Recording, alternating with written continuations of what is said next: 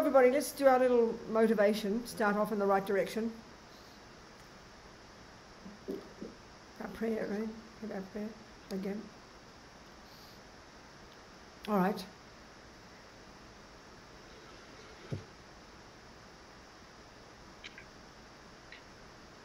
There we go.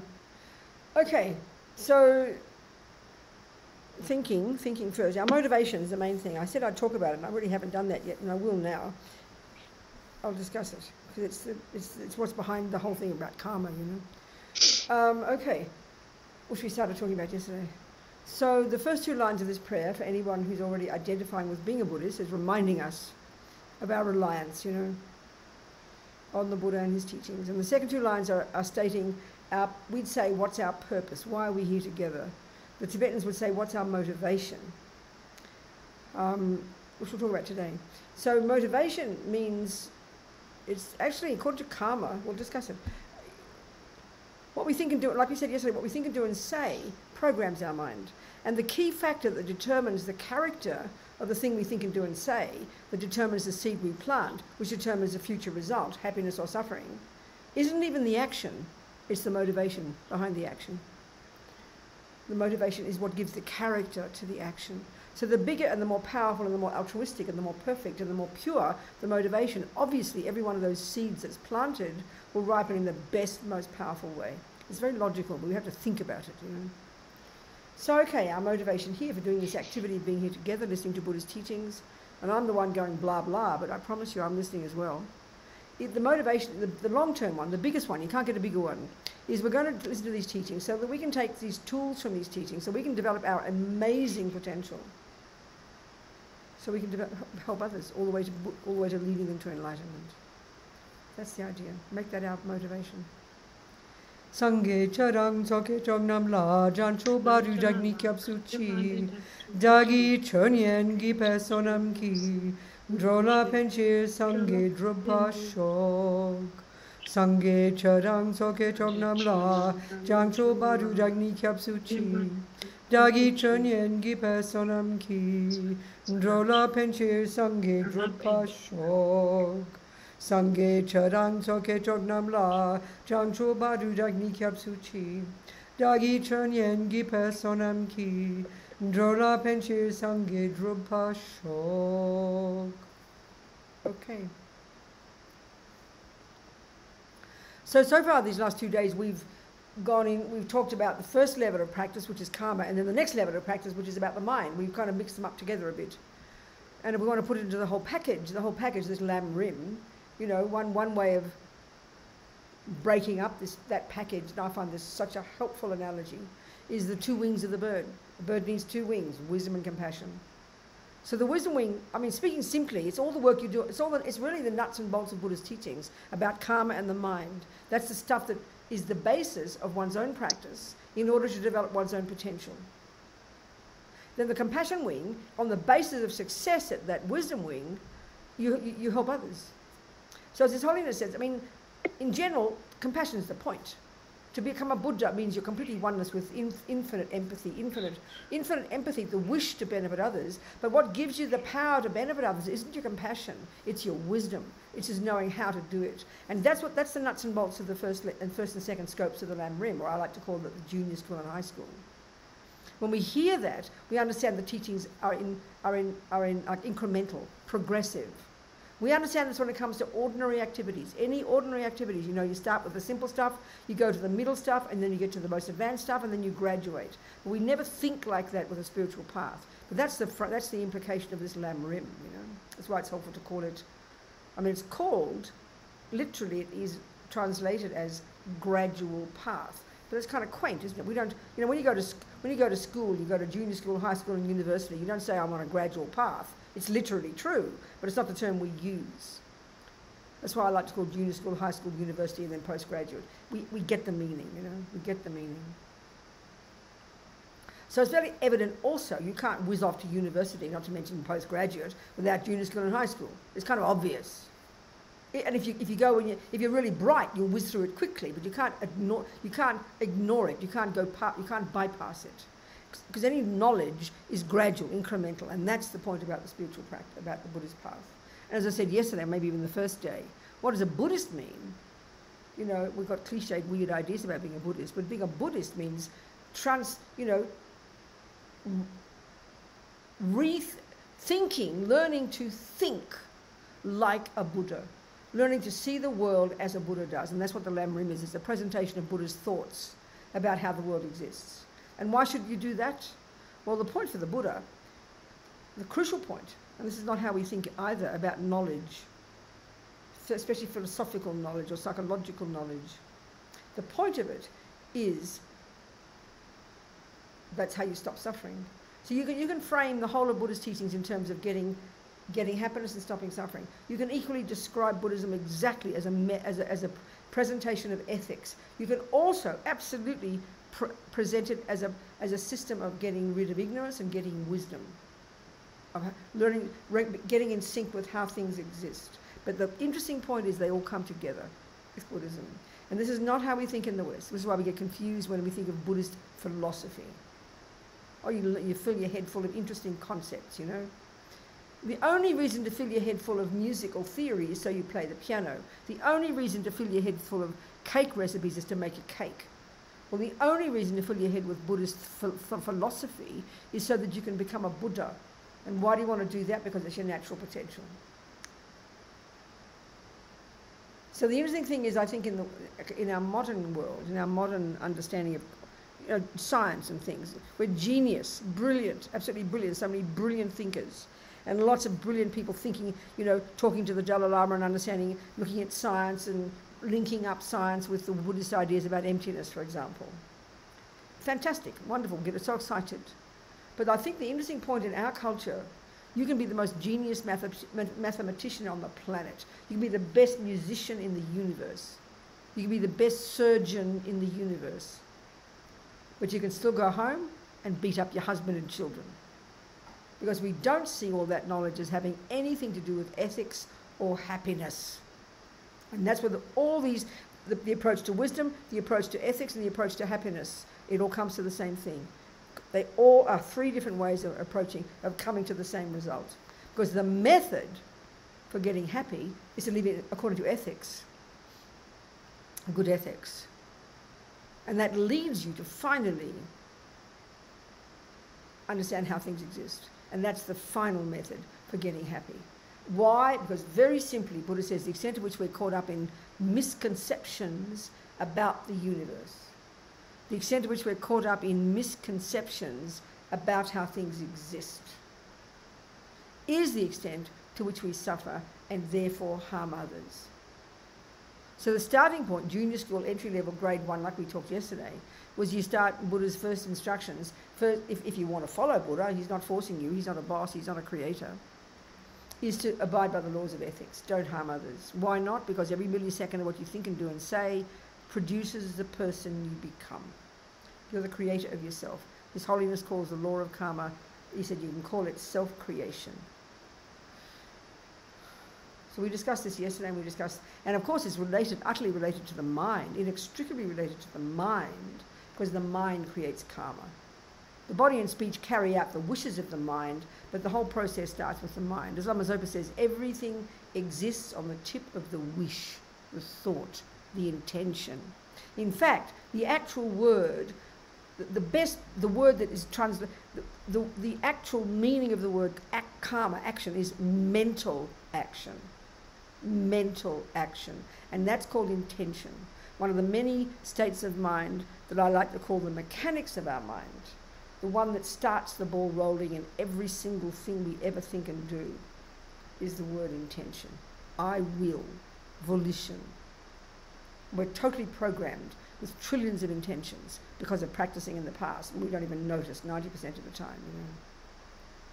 So the mind is everything. The mind is the creator of the universe. The mind is the creator of happiness. The mind is the creator of suffering. Everything comes from the mind. And that's not a cliche for the Buddha. It's literal truth. So understanding the mind and then how it creates karma, this is the fundamental, as I said, the nuts and bolts of all of Buddha's teachings. This is the basis of all practice. Then on the basis of success at and as we had that really good discussion yesterday, that's how we get compassion. And like we discussed yesterday, And let's look at a bit that now. Let's look at the whole path through the lenses of compassion wing now. It's a very interesting take on it all. As we discussed yesterday, the view that Buddha has of compassion is so different from the way we understand compassion. It's very fascinating. And that's what we unpacked yesterday in that really excellent discussion. So, okay, let's look at the compassion wing. So one thing that's constant from the second you start practicing in junior school all the way to graduating as a Buddha, the one thing that's constant is you're working on your mind. And as I like to remind us all the time, and it's so helpful to remember this, if we look at the word Buddha itself, the word Sangye in Tibetan, the etymology is really delicious. It tells us exactly the end result, which implies exactly the entire methodology. Bud or Sang implies the utter eradication from our own mind of all ego, all fears, all neuroses, all the nonsense, all the stuff we're intimately familiar with. Buddha has found, for his own experience, that this stuff is not at the core of our being and therefore can be removed. And why should we remove it? Because it's the source of our suffering and the source of why we have others. Then the second syllable, da, not only can we get rid of all the rubbish, we can develop to perfection all the other parts of our mind, love and compassion, etc., all the good stuff. It's seen such a simplistic idea almost, and there's nothing equivalent in modern psychology or in neuroscience. There's nothing remotely like this. In fact, initially we hear it, it just sounds ridiculous. We can't even imagine a person who's got no anger, no fear, no anxiety. They sound like a mentally ill person as far as we're concerned. Because we give equal status to all these neurotic parts of the mind and the virtuous parts of the mind. We just think a normal person consists of some of all of these. So there's no view in modern science or philosophy or psychology that would indicate anything like this. So it's really hard to hear it initially. But this is what Buddha's saying. So that if it is true, that's our natural potential, to be rid of all the rubbish and full of all the goodness. If that's true, then it's obvious we better know what the mind is, because all that stuff exists in the mind. Because your mind possesses this potential to become a Buddha, which is how we've been talking already. We have to understand the mind from the Buddha's point of view. And we have to understand how we create happiness and suffering and how all this stuff happens. We have to unpack and unravel all of these states of mind. That's what being a Buddhist means. So on the basis of any success to any degree at that level is the extent to which you can then have some semblance of compassion for others. And why the compassion wing is coming second is it's very evident if we start to look into our own experiences that the more we're caught up in ego grasping, the root delusion, and we haven't talked about that yet, but we will, the more we talk about the root delusion, the mother of them all, and the more we talk about attachment and aversion and all the other thousands that come as a result, the more we, like we talked yesterday, the more we observe these in our mind, the more we are going to see the unbelievable suffering and pain that they cause us. So when we're caught up in attachment and anger and depression and jealousy and anxiety and worries and fears and stress and all the rest, it's absolutely crystal clear to us that we're completely imprisoned in ourself. We can't see past our own nose. And when we do see past our own nose, we're seeing everyone and everything through the lenses of our needs, which is these neurotic states of mind, which is, as we discussed yesterday, is why we harm anybody. So it's clear that the delusions not only cause us suffering, but they are what cut us off from others. We can see it with ordinary people, even if you don't want to look at yourself. Anybody who's mean and selfish, they're horrible to other people. They have no empathy whatsoever. It is so obvious, you know. But because we're so arrogant and we think, oh, all these terrible people out there, everyone else is bad, we don't even notice our own thoughts and feelings and emotions, you know. And that's why the first step has to be this. We've got to really become familiar with our own mind. And the reason there is not to feel guilty or neurotic, but to have compassion for ourselves. They don't say it like that in Buddhism, but we understand that meaning. That's what renunciation is. You're renouncing and giving up suffering and its causes because you are up to here with suffering. You are fed up with suffering. You're exhausted by your own suffering. You've got to have that first. Then it's obvious. Every tiny step in progress you make in terms of lessening your own neuroses, you grow your goodness. Therefore, you're expanding your sense of I to encompass others. So compassion will naturally come. So as you progress onto the compassion wing, you continue working on your mind. That never changes. But the emphasis changes. So the main emphasis in the wisdom wing is back off and leave others alone, please. Mind your own business. Get out of other people's heads. Mind your own business. And the entire universe, from the wisdom wing point of view, is there to help you learn about yourself. It's like the retreat mode. It's intensive. Intense and intensive. It must be if you're doing it properly. That's what you're doing as a Buddhist. You're becoming intimately familiar with your own junk, your own depression, your own anxiety, and seeing how it causes you pain. That's the point.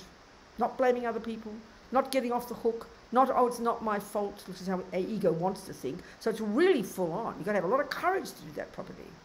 That's the wisdom wing. You leave sentient beings alone. That's the relationship on the wisdom wing. The relationship you have with others is back off and mind your own business and leave them alone. That's why the whole emphasis in that path is to not harm and not kill and not steal and not badmouth and not watch your body, speech and mind like a hawk and protect yourself from harming others for your sake. It really is the retreat mode. Best way to do it is give up sex, drugs and rock and roll, go to the mountains. It's the quickest way to get the wisdom wing down, you know. Then there is the compassion wing. And the emphasis there, you're working on your mind, but now the emphasis is to learn to break down the barriers that ego grasping and the delusions have constructed between self and other.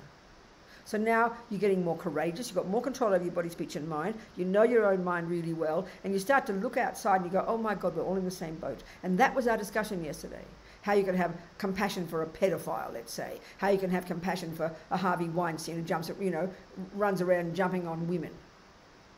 And it's hard for us to hear. And the really perfect questions you asked, I forget who it was. Who was it who asked the question? What was her name? Are you here again? Anne Brewster.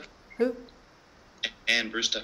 Anne, okay, good. So Anne's was such a good point, you know, because the way she asked her question was so evident, the assumptions we have. So as soon as we have compassion for Harvey Weinstein, let's say, we discussed him yesterday, for jumping on all those women, abusing, arrogant, all that. Then as soon as we think we've got to have compassion for him, and as she said, we pat him on the head and say, poor thing, can't help it. That's how we think because we have a misconception of compassion. You see, in other words, the way we have compassion now, and look at the world, compassion, as far as we're concerned, the compassion we have is reserved for innocent victims. That's it. You've got to be innocent, then I'm prepared to have compassion for you. It's so arrogant. It shows so clearly how we have no idea about what's going on in our own mind, you know. Because if we're really doing the wisdom wing, when I read the news, I love reading all my newspapers and, you know, on my computer, of course, or on my iPad. You know, I read all these different papers and magazines, and you read about human beings. And if you're really trying to work on your own mind, reading about human beings is grist for the mill. It's brilliant.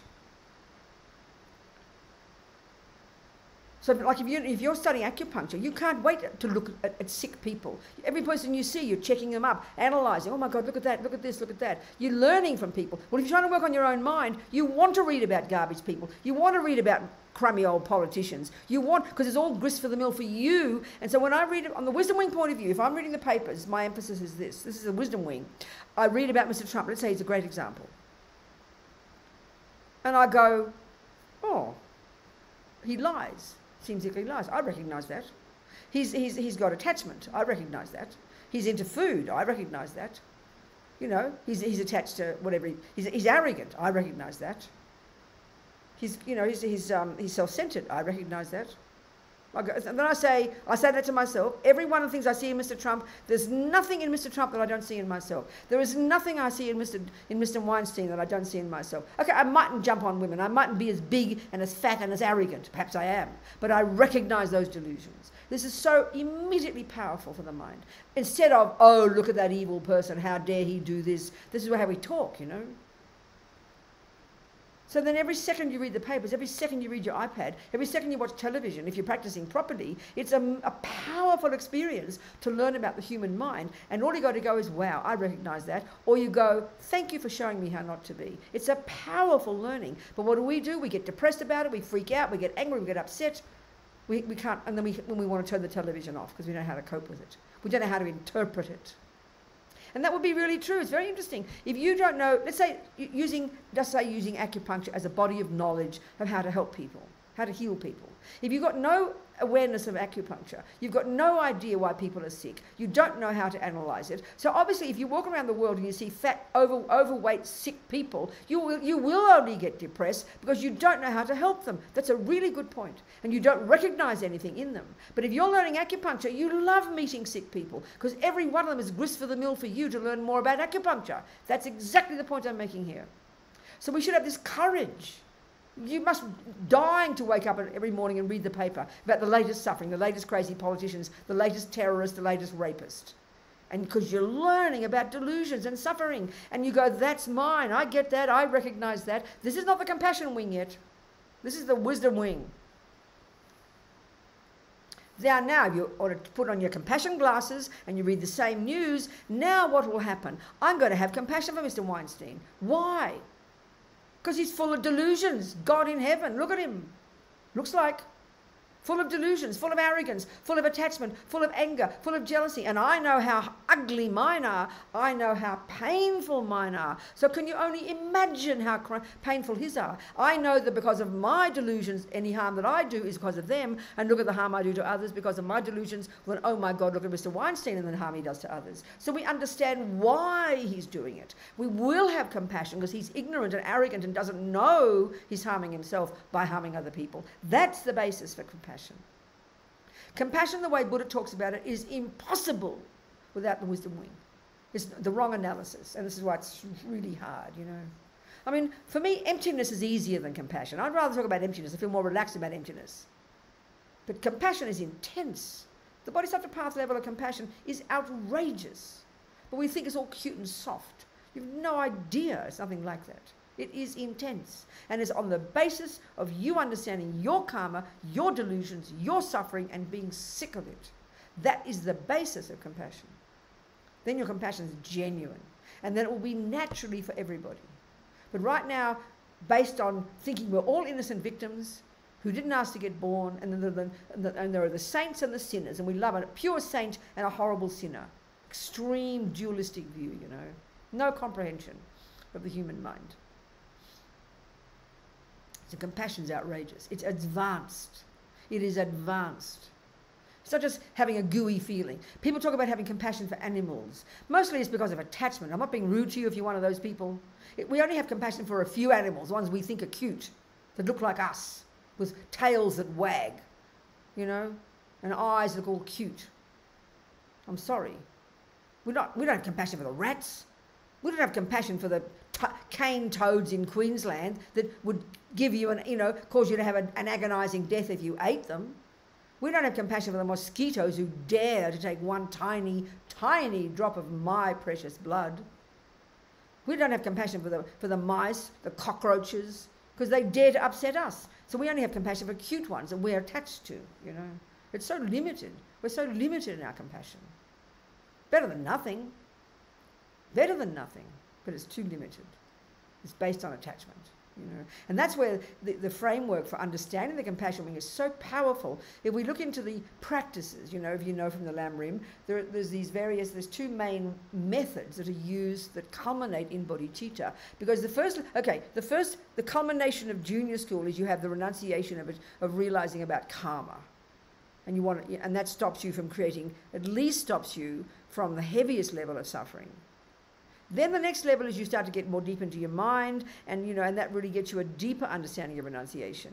And the next level of realization is on the compassion wing now, and the next stage is accomplishing bodhicitta, which is this outrageous attitude. Bodhicitta is not equivalent of compassion. It's the culmination of compassion. So we've got these two techniques we see in the Lam Rim. One is called the 6 causes and 1 effect, or the 7-point something or other. And the other one is called exchanging self for others, or like this one of transforming problems, lojong, mind training. This more radical method for smashing the main enemy here is called self-cherishing. It's interesting, by the way, let's just get clear about this term as well.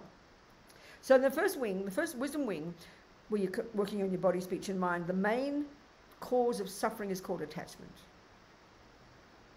this neurotic, distorted, over-exaggeration, this emotional hunger, actually, that comes from dissatisfaction, that causes me to always want something more, that then causes me to exaggerate the deliciousness of something, and then convince that when I get it, I'll get happy, whether it's the boy, whatever it might be, the object. So attachment, and at this very heavy, at the deepest level, the heaviest level, in this first level of practice, is what we learn to see as the main enemy. Now, in the compassion wing, we're continuing to work on our mind. That doesn't change, like I said.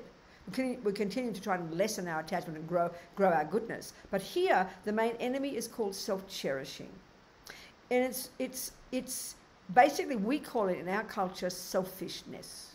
Now, we say, oh yeah, I've got so much attachment, wow, I've got so much attachment. But if you say, oh, I'm so selfish, we don't like that. That sounds very awful. If someone accuses us of being selfish, we really feel bad. Selfish or self-cherishing, as the Tibetans call it, It sounds very nice, isn't it? Because the word cherishing. I remember one time in Vermont, at the centre, their Milarepa Centre, the course we were doing was how to work with self-cherishing. And a woman who'd never been to any Buddhist teachings heard about it. And she said, oh, I'd love to learn how to cherish myself. She got a big shock when she discovered it was referring to selfishness, But it's a nice term, cherish. So it refers to being selfish. So that's indicating the emphasis in the compassion wing. What we're trying to conquer in the compassion wing is to give up cherishing self, to make this paradigm shift where we now cherish others. And that's finally when you'll get bodhicitta. So it's a whole different approach. The delusions are the same, but the approach is different. In the first and second scopes, in the junior school and high school, in the wisdom wing, we're trying to subdue attachment. And attachment is the essence.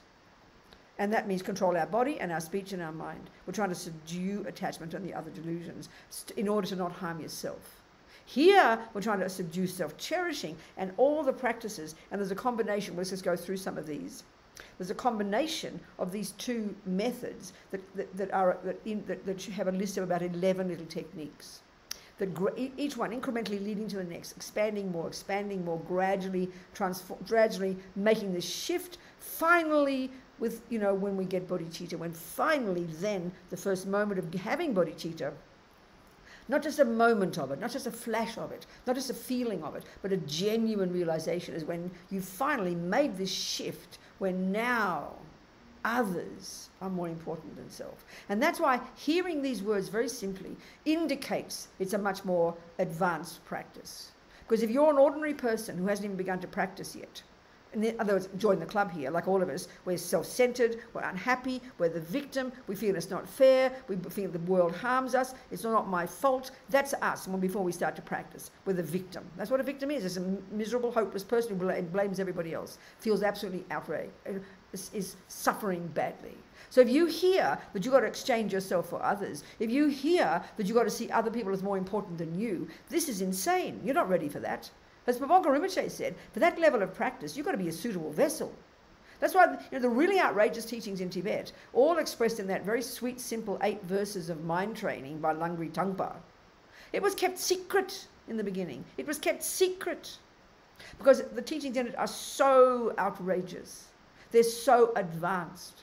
And for most of us, the way we are, being ordinary victims who are overwhelmed, who have crummy husbands and lousy jobs and bad things happen, and we can't, it's hard to practice, to hear that I've got to see myself as the lowest of all, as the second verse says in that 8 verses. I mean, if you're a therapist and you advised a person to see themselves as the lowest of all, you could sue the therapist. It's just bizarre instructions. So we cannot understand this level of compassion teachings until we have understood the wisdom wing, until we have understood karma and got a sense of our own suffering and how we are the cause of our own suffering. It's impossible. Compassion is not enough, as His Holiness says. You need wisdom. And that's the logic of the path, the way it's structured. So the first of these 11 techniques, in both of the cases of the 7 points and the other one. The first one is this practice of equanimity. And this is a marvelous way, a marvelous framework for really understanding the beginnings of compassion, So what's compassion? The definition of compassion, well, there's love and compassion. They're the essence, really, of all the virtues. And even we can see, by referring to it as the compassion wing or the compassion path, even it can all be encapsulated in compassion. So love is a thought. They all come down to being thoughts, the definition. And it's in the virtuous heading. Okay, go back a second. As we have discussed briefly, well, I'll say it again here, which is, you can divide, Buddha would divide all the contents of our mind, the thousands and thousands of different thoughts in there, into 3 categories. There's no 4th category. This is very helpful to understand. The first lot are the negative, neurotic, delusional, disturbing, disturbing emotions. Ego grasping is the root, which assumes the presence of an inherent me. Then on the basis of that, there's this bottomless pit of hunger and craving and attachment to get what that fantasy me wants. And on the basis of attachment not getting what it wants, it gives rise to anger. They're the 3 poisons, the 3 toxic emotions, which are all the 84,000 that Buddha talks about, all subsumed to these 3. Then you've got the positive ones, virtuous ones, constructive, beneficial, useful, valid states of mind. The first lot are not valid. That means in Buddhism, a valid cognition is a state of mind that's in sync with reality. Conventional, ultimate, whatever.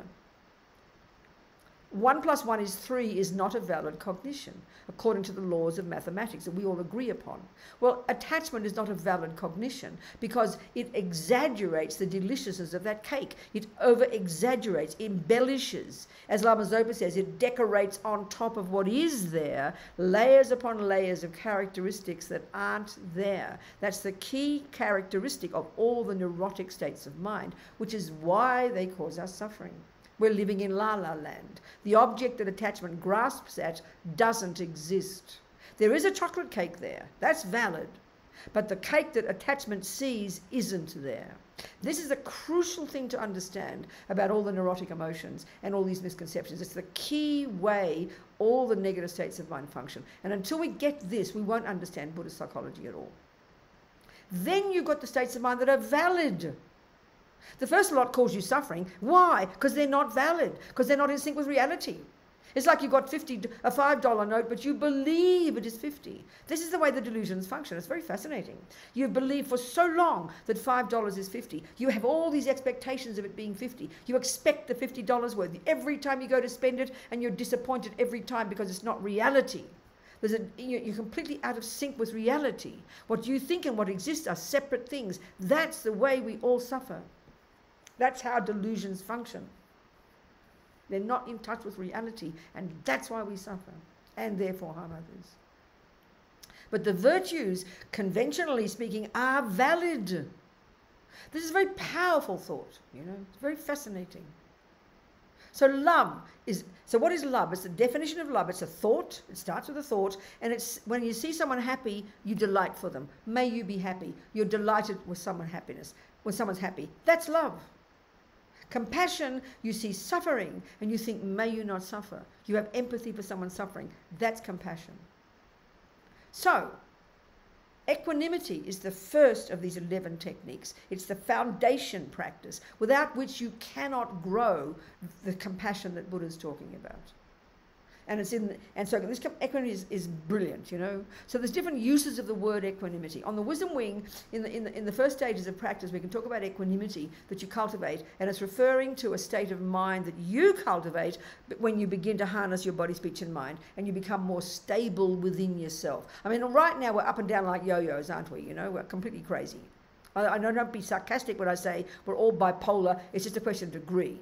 Then when the mind's completely out of control, when attachment's getting what it wants, and you think you're the Queen of England, you think you can fly in the sky, everything's divine and perfect. You're up crazy. Then the bubble bursts because it's living in a fantasy land, and you go crashing down to despair. We have 1,000 moments, 1,000 mini episodes of this every single day, and it's the functioning of attachment and aversion. It mightn't be evident to us initially, but the more we think about it, the more it'll seem very clear. So our minds aren't stable. We're up and down like yo-yos. We can see this. So there's no equanimity within ourselves. But as we practice harnessing our body, speech, and mind, we develop more clarity, more equanimity within ourselves, more stable, less pulled from pillar to post by everything that goes on in the world. This is fantastic. Now the equanimity here is different. It's in relation to sentient beings. And this is how it helps us begin to understand compassion now. So here, equanimity, the first of these 11, which we need to cultivate, what it is, when you've accomplished it, would be this heartfelt recognition that friend, enemy, and stranger, and there's no fourth category of sentient beings in the universe, will describe that friend, enemy, and stranger are equal to each other from one point of view. This is what equanimity is. It's this particular equanimity, the recognition, when you've got it, the heartfelt recognition that enemy, friend, and stranger are equal to each other from one point of view. They each want to be happy and they each don't want to suffer. That's equanimity. So the words are not complicated, but oh my goodness, to get this is unbelievable. And this is the first of the 11. This is the beginning. This is the foundation. This is the basis. This is in the roots and the ground upon which you can then validly grow proper love, compassion, great compassion, which eventually culminates in bodhicitta. So it's crucial to understand it properly.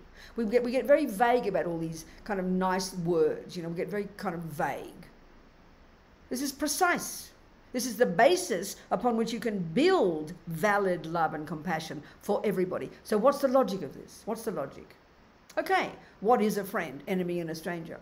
These are the three objects in terms of sentient beings of the three delusions, the three poisons. Object of attachment we call a friend. It's a simple word. It's a useful word, a friend. That's the object of our attachment. Why do we call them a friend? Because they do what my attachment wants. That's the definition in terms of using the delusions. So, of course, on top of that, we also do happen to have love and compassion, maybe bucket loads for those friends. But why? As Lama Zopa says, as we say in our culture, they've got strings attached. But as Lama Zopa puts it, they're unstable. And this is very brutal. It seems so brutal, but this is logic if we look into it. The only people we love, meaning we want to be happy, for whom we have affection, whom we adore, are the ones who do what my attachment wants. I mean, we should be embarrassed by how self-centered this is. But this is just the world. It's so natural. Nobody questions this. Because we call it natural. And we can have enormous amount of love. We have incredible love. But our trouble also is, because we don't have this in our culture, in our psychology, we conflate love and attachment. So you love your child, you love your partner, especially if you're in love. We don't even know how to begin to distinguish attachment from love. They, for us, as far as we're concerned, they are one thing. This is the major mistake we make. And this is why, unless we do the wisdom wing first, learning about the mind, learning clearly about these different states of mind, understanding the definitions, recognizing how they're so different. They are like chalk and cheese. But as far as we're concerned in our world, they are one thing. So utterly mistaken. And this is a minefield for us. So right now, a friend is a person, whatever degree of friend, who's a person who looks lovely to me. Now, what makes a person look lovely to you is your attachment. You've got your attachment glasses on. Your attachment glasses, when you've got your attachment glasses on, which is the part of your mind that comes from your own emotional hunger to get what that attachment wants. It's this massive emotional hunger. That then when it finds the cake or the person or the event or the colour or the shape or the smell or the sound that fits your needs, it will look and appear and smell and taste and touch beautiful. We don't notice we're doing that. We think the cake is delicious in its bones.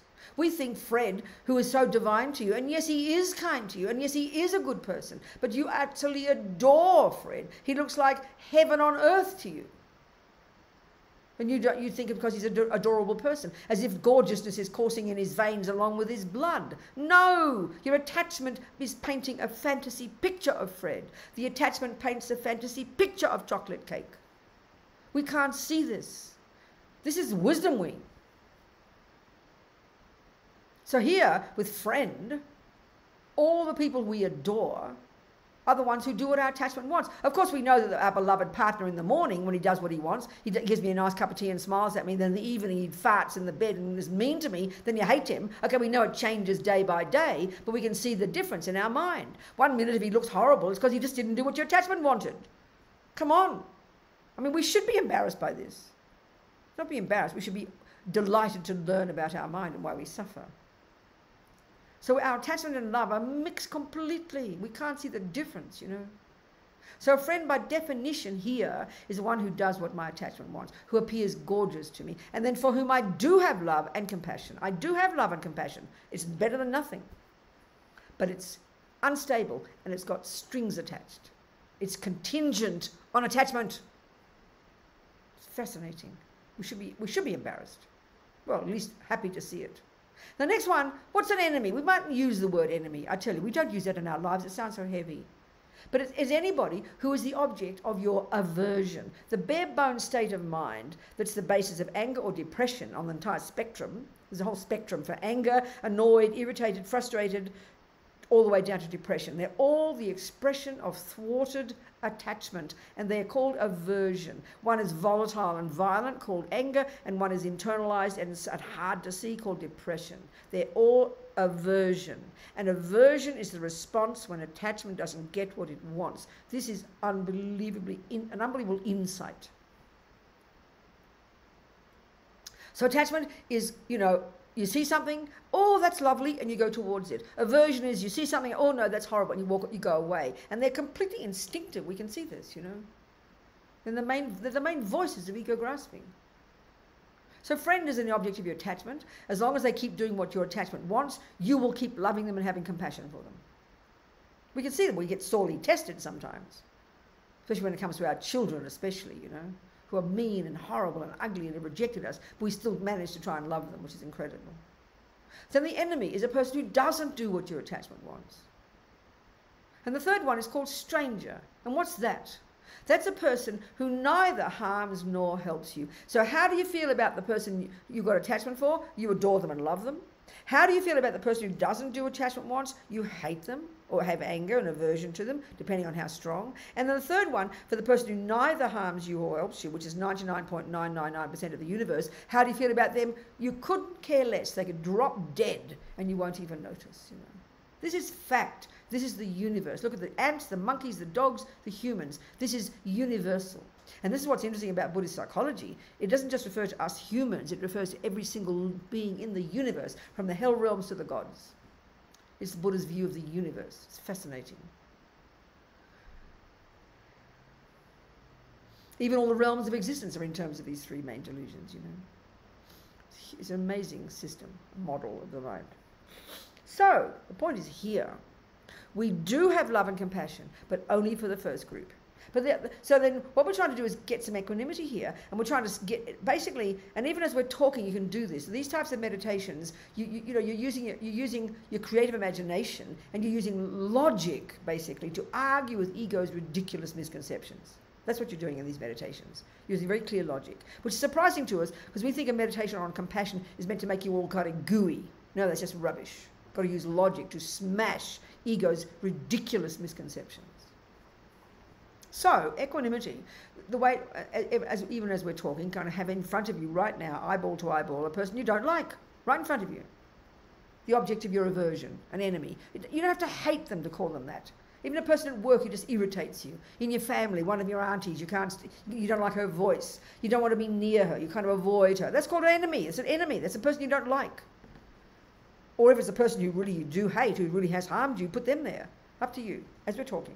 Right in front of you, eyeball to eyeball. To the left in front of you, have your beloved. And I know that they can turn into the enemy next every minute as well. I realise that. So have a different person. And then to the right, have a stranger, which is a person whose face you're familiar enough with to put them there, but really you've got no interaction with them, so there's no relationship. So it's so clear, isn't it? So, you know, okay, what we're trying to do is get to see how these three are the same as each other, which at the moment is like a joke. To think, especially if you're in love with somebody right now, or you have the most divine baby in the planet. Every mother believes their baby is the perfect baby, and that's just as far. I mean, I'm glad my mother had attachment for me. She would have killed me otherwise. So attachment could be useful. especially for mums, you know, with the crazy kids. So if you've got this divine child or your grandchild, put them to the left in front of your beloved, you know. And then put in the middle maybe, you know, the mean, ugly, smelly old kid next door whom you can't stand. And then put a third one to the right, a stranger. Now look how different they appear. You can't help stop thinking about your beloved child. When you look at them, they're divine. Even if it's your grandchild, whoever, they look so gorgeous, you adore them, you want to think about them all the time. The next door kid is ugly and mean, you want to think about him. And the stranger, they're just boring. You don't want to look there. We can see how we are. We're like this. And the more we have attachment, you know, like I say, you're going to go to a party and you're in love with somebody and you're expecting them to be there. And you walk in the door and you're like a vampire watching, where's your beloved? And you suddenly see there's no beloved. Everybody looks so ugly you wish you'd all go away because they're not your beloved, you know. We really can see our minds. Attachment means we're thinking about that person or that object all the time. It's like you know. So anyway, so attachment and anger and indifference. They're so huge for us now. We mightn't be that violent. We mightn't hate many people. We mightn't even have many beloveds. But we can see the difference in our mind, you know. The people who make us happy, the people we like, we go towards, people we don't like, who irritate us, and the people we're just bored by, you know. Attachment, aversion, and ignorance. So, of course, these three states of mind inform our behaviour. It's so obvious. It's so clear. So what we're trying to do, so in this little, as we're talking, what we're trying to do is get ourselves out of the equation. Try to put these three separate people in front of us and try to get a sense of being separate from them. There's these three people. These three people, you know. So one simple, like a silly, like an example I use to try and think about it. Let's say, you know, it's just an example I use. There's a person who's a stranger. Because the person who is your beloved now, they were a stranger at one point. The person whom you hate now was also a stranger at one point. And this is the point now. So and especially we can go through the whole three. So there's a person who's a stranger. Let's say, you know, Fred is a stranger. I only know about him because you tell me he's the bloke down the road. And you tell me that this fellow down the road, Fred, he gets terrible migraines. He's your friend. And I hear it. You're my friend, and I'm listening about poor Fred. I go, who, Fred? Oh, that's the bloke down the road. Oh, yeah, I know him. Oh, yeah, I've seen his face. But I hear he gets migraines. Well, I try to be compassionate, don't I? I talk about it for a second, but after a while, I'll say, you know, pass the tea, and we'll keep our conversation going. Because he's a stranger. It's not moving me very much. He's a stranger. I mean, I know we do feel bad for strangers. We read the news. But once we've read the news and it's gone, we forget about it. We go back to our friends again. So we can see we've got some semblance of compassion. But in general, a stranger is a person. I've never met Fred. He's not a person for me. I vaguely remember his face. So what does that mean? I don't care that much. Now let's say I meet Fred and we fall in love and he moves me in. Now look at me. This is the point here. 1 minute I hear about his migraines and I don't much care. Now I'm in love with Fred and he's in love with me. Now look at me. Look at the level of compassion I've suddenly got for Fred. Unbelievable compassion. Unbelievable love. I spend my money on him. I stay up all night trying to help him, drive him to the hospital, do everything I can, look on the internet, find methods to help poor Fred and his migraines. I think about him all the time. Oh, Robina's so compassionate. Isn't it? We understand that. Well, look at the difference. Now let's say Fred gets fed up with me and throws me out. And now he becomes an enemy. So first he was a stranger. I couldn't care about his migraines. Now when he became a friend, I was so overwhelmed with love and compassion for Fred and his migraines. And then now he's thrown me out. I hope he suffers with his migraines. Don't I? We get this. So the point is very simple. If you ask Fred when he was my stranger, how are your headaches? He will tell you they were unbearable. When you ask him how are his headaches when he was my beloved, he will tell you they were unbearable. And when you ask him when he's my enemy, how are your headaches, he will tell you they're unbearable. So the headaches for the friend and the enemy and the stranger are exactly the same for each one. But I see those three people through the lenses of my needs. And if Fred, when he's a stranger, when the stranger neither harms nor helps me, I'm not affected. I don't care. When he's my beloved, I can't stop thinking about him day and night, and I care terribly. And when he's my enemy, I hope he suffers with his headaches. I mean, get the point. So all I'm trying to do here is get us out of the equation. And this is how we all are. We put these labels onto people. We put labels onto people. And if you think about it, another way to do this is reverse the thing. And there's you here, and there's 3 people out there. The 3 different, say 3 different people in your life right now. One, you look to the left and there's your beloved who, when they look at you, and you can see when they look at you, they just think you're divine. Then the person in front of you, like your ex-boyfriend perhaps, or the person at work who just doesn't like you. You can see by looking into their eyes, they don't like you. They see a mean person. And look at the stranger to the right, the person at work whose face you know just enough. And they look at you, they hardly even look at you because you don't exist. In other words, for those 3 people, you are for one a beloved, for one of them an enemy, and for one a boring stranger. So you know, if each of them wrote a description of you, you wouldn't recognize those 3 descriptions because they're seeing you through the lenses of their needs. The one who thinks you're gorgeous is because you're fulfilling their attachment. They think you're divine. The one who doesn't like you, you're not fulfilling their attachment's needs. They think you're ugly. And the stranger, because you're not fulfilling any of their needs, they just find you boring. Now, you know they're not true stories. You know they're seeing you through their own projections. Well, that's what we do to the entire universe. And the 3 main projections here are the projection of friend, enemy, and stranger, which are the objects of attachment, aversion, and indifference. It's so evident, but because the whole universe does it, we take it for granted. And Buddha says it's completely neurotic. It's completely limited. So what we're trying to do here in this series of techniques that culminate in bodhicitta is we're trying to have love and compassion for every one of them equally. Well, this is the first argument you have to use to find fault in the delusions, misconceptions. You can't force yourself to love Mr. Weinstein. If also, even more, this is coming as a result of the wisdom work. So you can't begin to see Mr. Weinstein in any other fate, any other eyes than the eyes of aversion if he's not fulfilling your attachment's needs. You read about the monster he is and what he does and all these jumps on these women and lies and harms and manipulates and is angry and brutal. You can't possibly begin to see him in any other way. It's not possible until you've understood attachment, aversion and ignorance way back in the beginning and now in this meditation. So then you're going to start to realize, and this is where the hardest point of all, then you think, well, if they're all equal, you mean you're telling me that Mr. Weinstein wants to be happy? And we're not moved by that.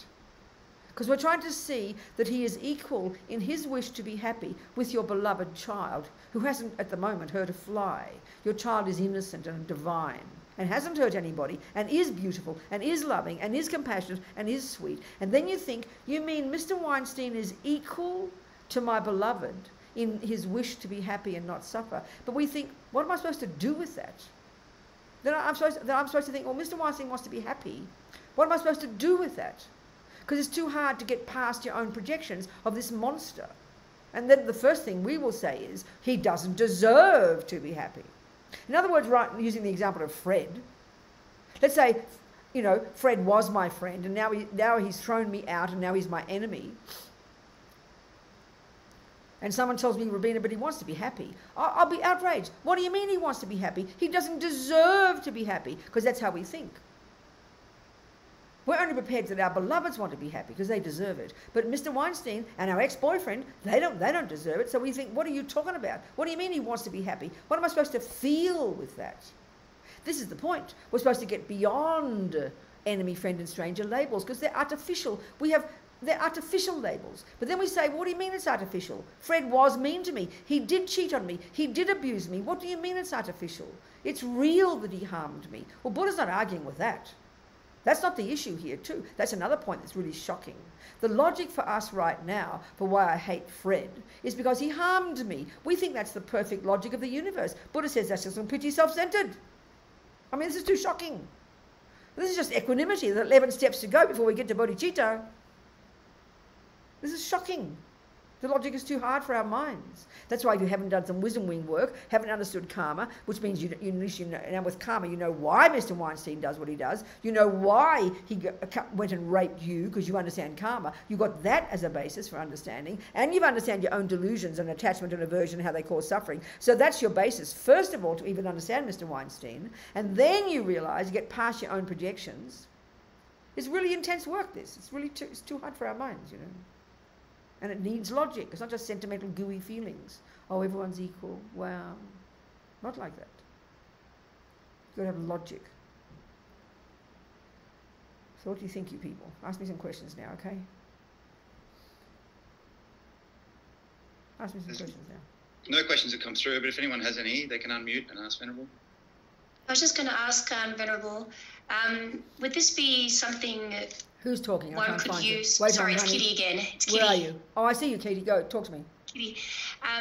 Would this be something that one could use in light of the Black Lives Matter and racism? And because I assume when Buddha practiced, they didn't have the problem of other cultures, did they? I don't know. Did they have? Okay, is I this think a that's tool not for the. I racism? think that's not the point, Kitty.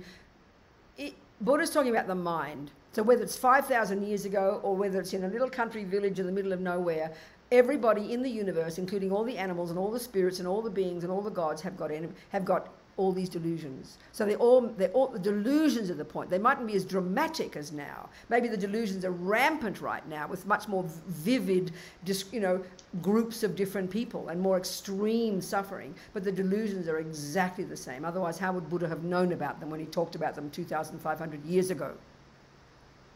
So what's your question? Could someone use that meditation to allow them to see someone for who they are as opposed to their skin color, like just to be someone who could just look into someone's eyes and see them 100% as equal? Could that be a tool for someone who? But I mean, what are you thinking? From what I've just discussed, how would you say you would apply it? I mean, don't ask me that. I'd say you should yes. be asking yourself. I'd say yes. So, yes, but how would you say? Tell me how use. you would apply it. So, give me an example. Well, so, tell me how you would apply this idea. They would feel that anyone that comes before them is equal to everyone in the world and equal to themselves and deserves the right to be happy. Has the right to be happy. No, I know, but right now we're talking these are very specific states of mind. You said a few other things then. Equal to yourself, that comes 5 steps later in these 11 points. The first thing we're trying to establish is really specific. That a person who is gorgeous, a person who you think is ugly, and a person you think is boring are equal in their wish to be happy and not suffer. That's the specific meaning of equanimity here. That's the logic to use. Do you understand? Yeah. And what that implies, like I said, is we can see that we're putting labels onto people, and the reason those labels are there are based on my needs. So if a person fulfills my needs, that I call them a friend. If the person doesn't fulfill my needs, whether it's they've got the wrong skin colour, or they talk too loud, or they're too fat, whatever the label is we might think, it's therefore we have aversion for them. So we see them in a different way. And the other one is boring. A person who neither harms me nor helps me appears boring to me, and I don't care. So we don't care about strangers. We have aversion for enemies, and we have attachment to friends. That's the logic behind it, to understand why we do see these 3 different kinds of people. That's the analysis to do. So yes, it's really important. But again, I think the next step though, Kitty, and this is what I want to talk about now, is what we then think, like I said about Mr. Weinstein, what do I do? I say, okay, Mr. Weinstein wants to be happy, just like my beloved child, but we don't know what that means yet. We don't know what am I supposed to do with that? And the natural feeling we have, like the discussion yesterday we had, was, oh, the poor thing, there we go, oh, the poor Mr. Weinstein, he can't help it, so we pat him on the head. But that's not the issue here. It's to try to get past attachment and aversion, to get to see that Mr. Weinstein, even though he is maybe a naughty person, and your little beloved child isn't a naughty person, they're facts. They're not argued with this point. They are facts. And so we get beyond that and recognise in their bones, every one of them wants to be happy. And that's all we're trying to establish here. Not trying to establish that Mr. Weinstein is really a saint. So it's each of these steps is very precise. Do you understand, Kitty? Yep, thank you. Thank you. Thanks, Venerable. We have one more question. Yeah, good. Can you help anyone with their delusions, or can they only help themselves, given the limitations of our understanding of the mind?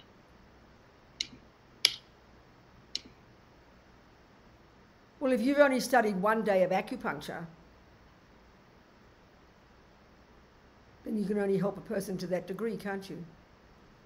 And if you've studied acupuncture for 40 years, you're very qualified. But still, all you can do is do the diagnosis. You can, by looking at them, you can understand their illness, you can give them advice, but in the end, you can bring a horse to water, but you can't make it drink. Same here. The more you understand your mind, the more you understand the mind of another. But if they don't want your advice, then you can't help them, can you? So this is a very powerful point when it comes to what compassion means. You know, this is a really powerful one, actually. If we look into the way we are now with our attachment, let's say you've got your beloved brother is an alcoholic. Just a simple example. And you adore your brother. You know, you've known him since he was born. You adore the man. You know, you love him. You have compassion for him. But over the years, you've observed he's got this intense attachment, and you can see clearly how he's causing himself suffering. It's really evident to you. But this is the problem here with compassion, when we haven't worked enough on our own mind. Because if you can't distinguish between your own attachment, and this is very powerful here. So what I'm getting at here is this. Attachment, you see, is this hunger in us that essentially just wants only everything to be nice. The bottom line with attachment is it wants everything to be nice. It's like this junkie in us that is frantic to only get the nice things. Try and hear this. And that means the right cake, the right sound, the right smell, the right taste, the right event. Everything has to be perfect. Attachment is very fragile, and it's a junkie. And we can see, and this is back in the wisdom wing work, as soon as our attachment doesn't get what it wants, as soon as you meet the wrong noise, the wrong sound, the wrong word, we get upset. That's called anger. Okay? So this is what happens.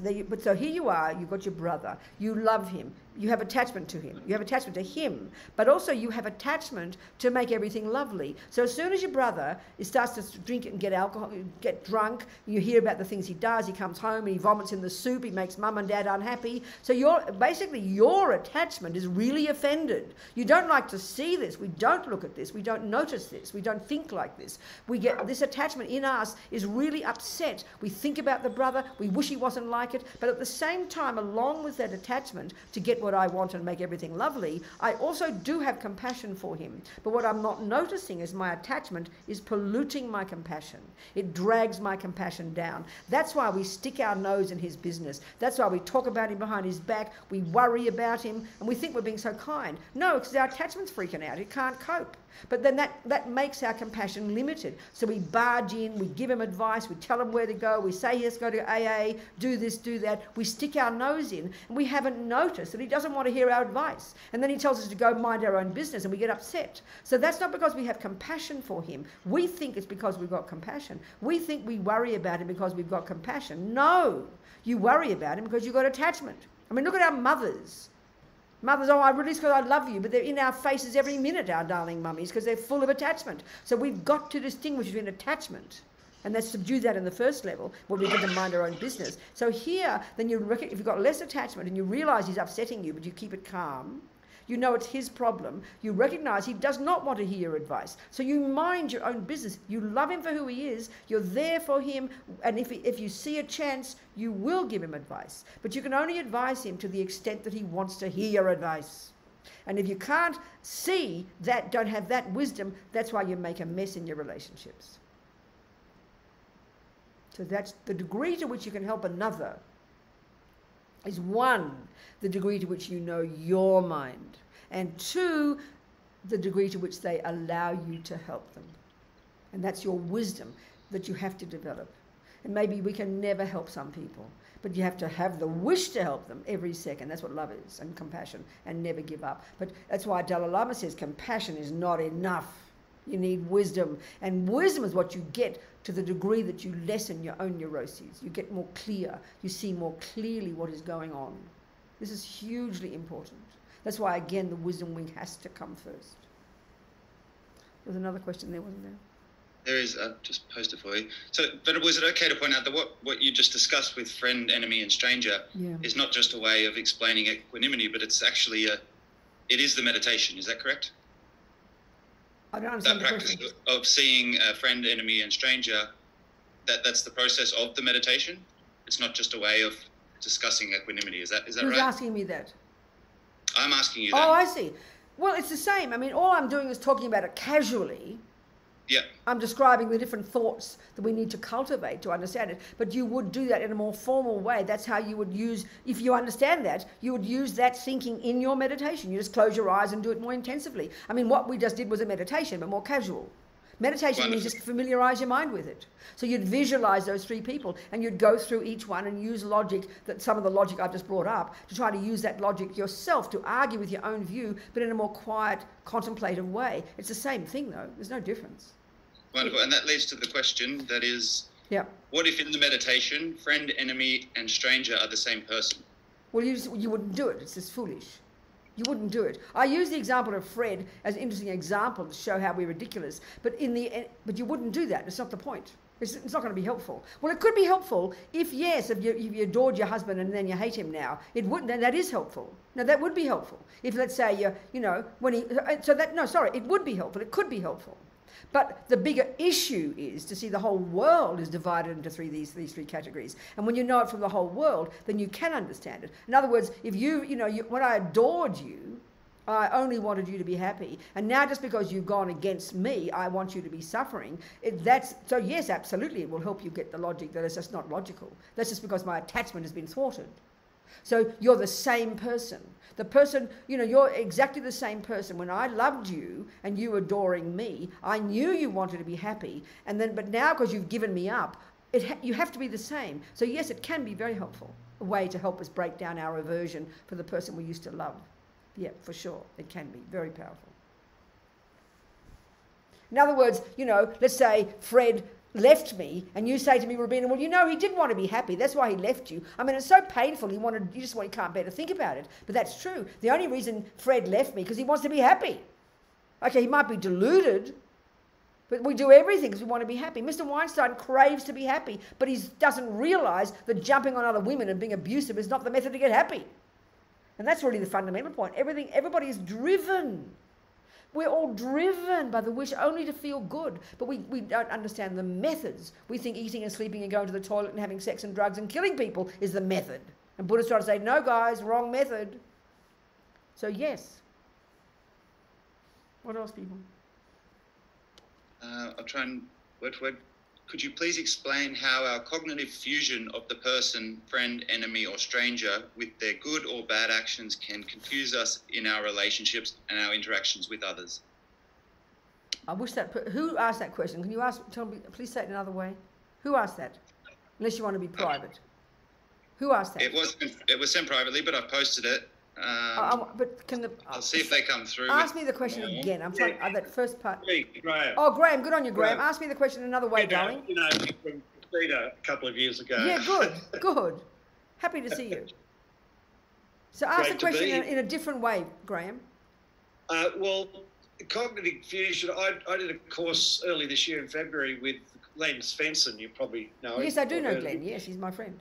Yeah, and Glenn was explaining in his course, which was, I think, compassion and something else as well. Yeah. It was like an eight-day retreat. Yeah. And at Genresic. And he was explaining that one of the big problems we have is we confuse the actions of people or anything with their deeds.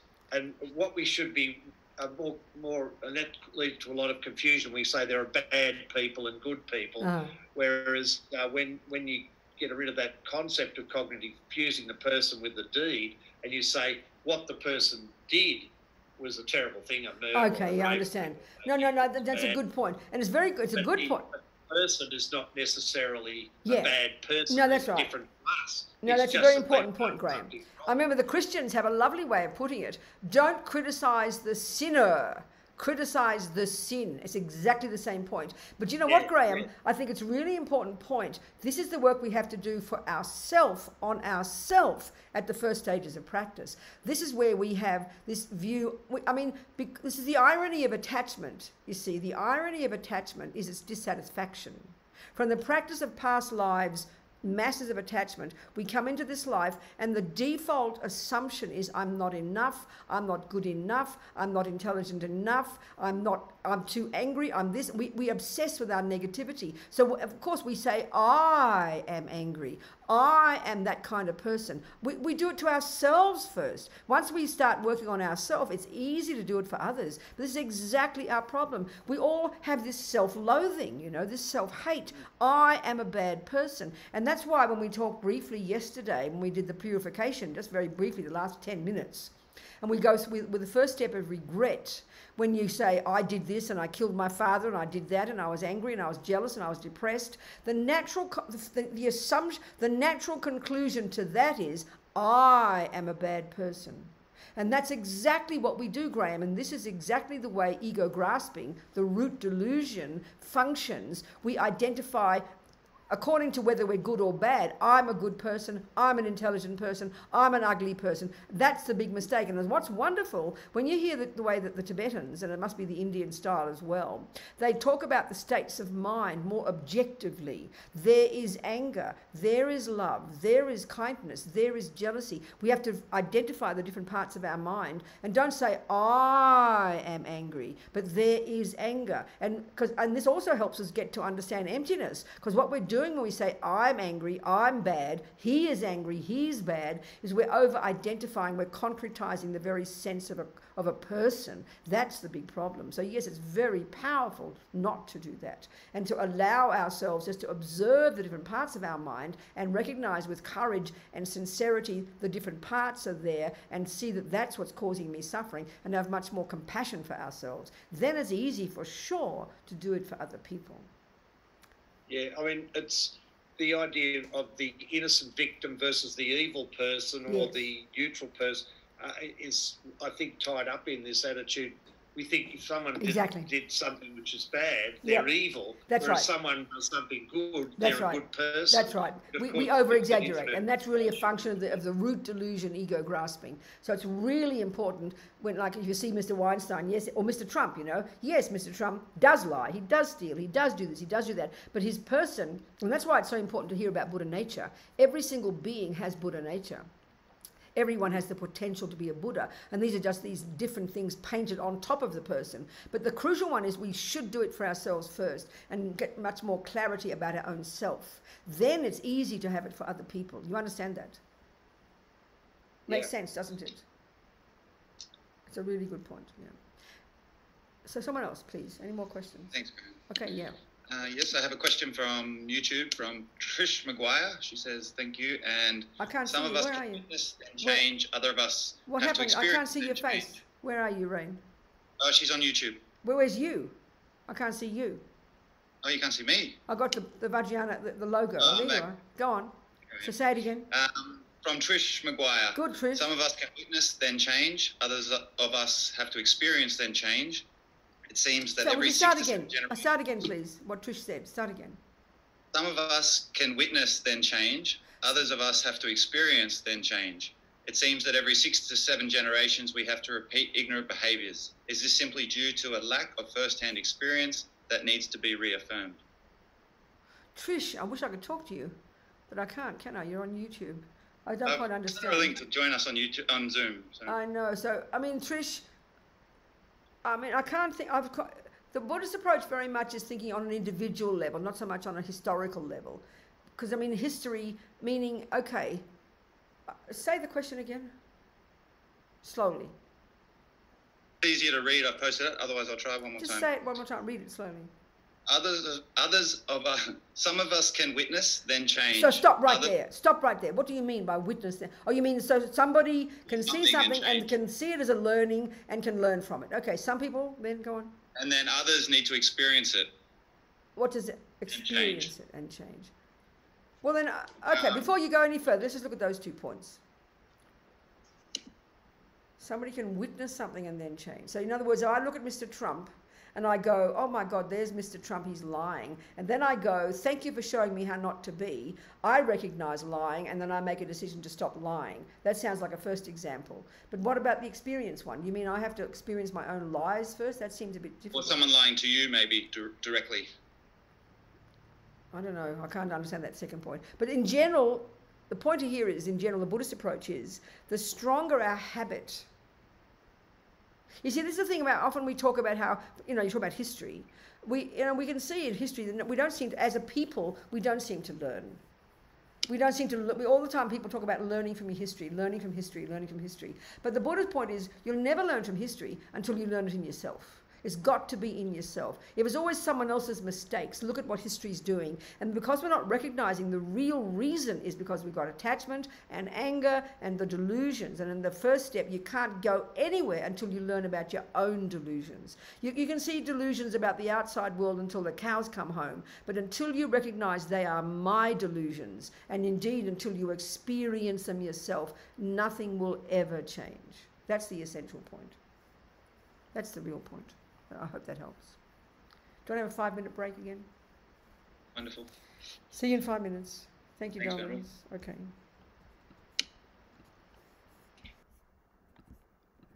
Okay, I'm back.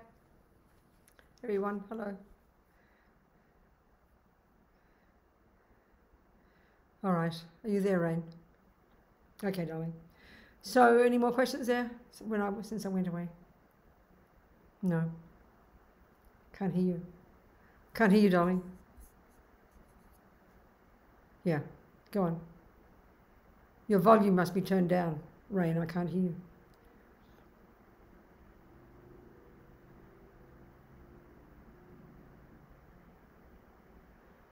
Can't hear you. Can't hear any of you. Oh, wait a minute. Oh, my volume is turned down. That's what it was. No worries. I can hear you now. The question is, Yeah. What are some ways we can counter and start to change the self-loathing or the voice of attachment That's that says, right. I'm not enough, Exactly. or I'm a terrible person? No, it's exactly. I remember Lama Yeshe said one time, I could tell you about attachment for one whole year, and you will never begin to understand it until we start practicing, which means we've got to first hear it. So when we realize this is the deepest disease, this is a deep mental illness we have. And the Buddha's explanation is because we've practiced attachment before. So it's hard to see the logic of that. So let's try and analyze the logic. Why would it be that because of always wanting something more, why does that cause us to think I'm nothing and nobody and hate ourselves? Well, it's called the disease of attachment, the consequence of always wanting something more. The consequence of attachment is always attachment. Attachment is on the basis of thinking I haven't got enough, which is already is the low. I am not enough. I do not have enough. No matter what I get, it's not enough. That's what it already thinks.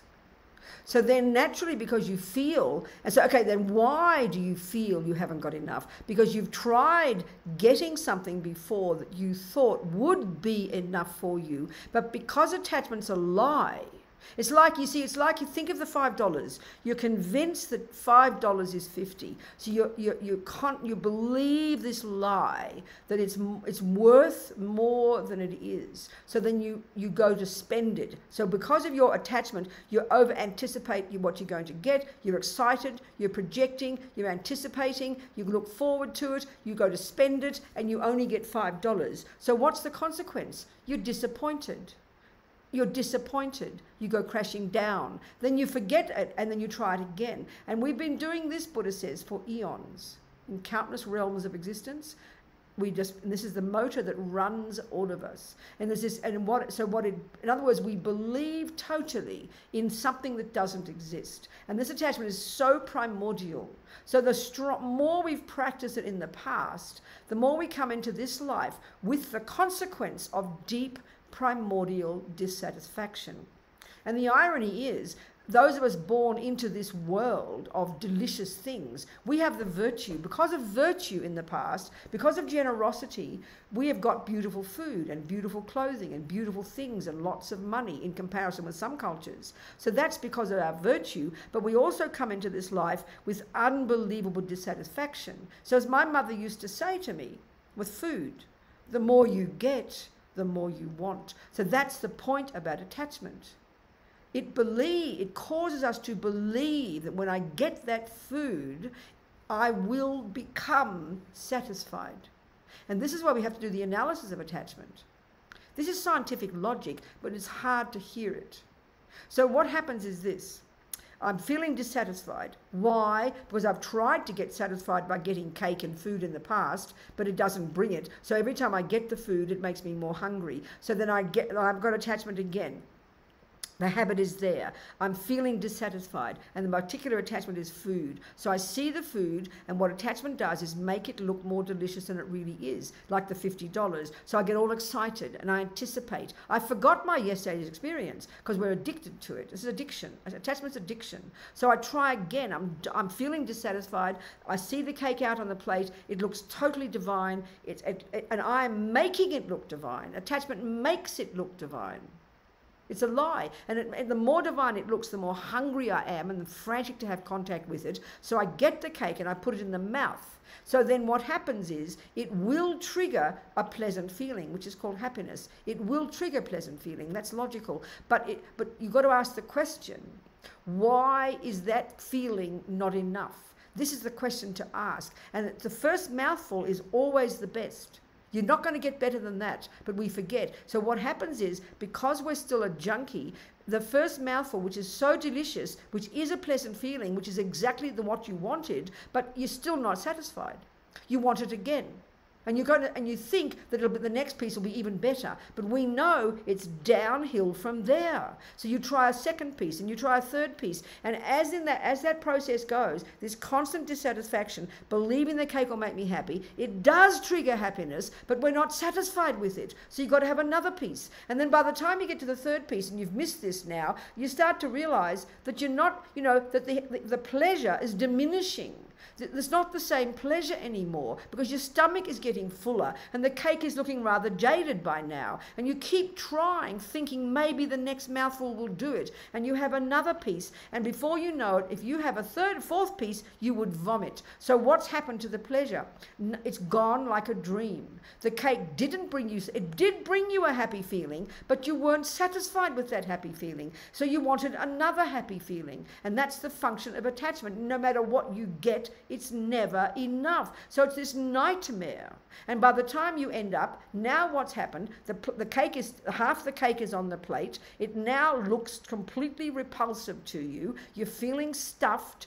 And the only feeling that comes now is revolting. It's a pleasure of disgusting. If you ate more cake, you would vomit. And that's the way we get happiness on the basis of attachment. And that's why we all go mad. That's why we get depressed. That's why we get angry. That's why we get jealous, because attachment is a stinking, lousy, rotten lie that we've been addicted to believing in for eons, Buddha says. And what it brings, as my mother said, the more you get, not only does getting the cake not bring fulfillment, it actually causes you to crave even more cake. That's what a junkie is, and attachment is the mind of a junkie. And so the more we try to get the happiness from that cake and whatever else the object is, the more distressed we get, and that's why we all go crazy. So I don't know if we recognize any of that, but that's a Buddhist analysis of why we suffer.